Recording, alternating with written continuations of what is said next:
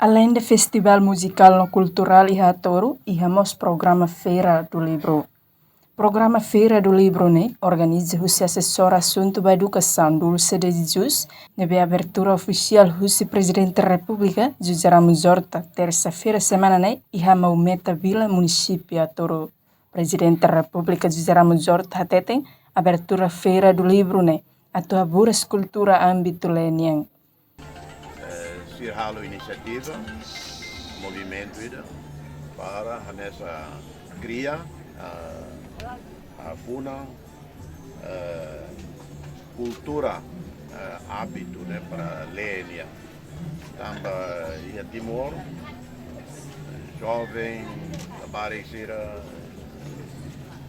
jovem meio bom la lei Rai para que mundo morto ação para a lei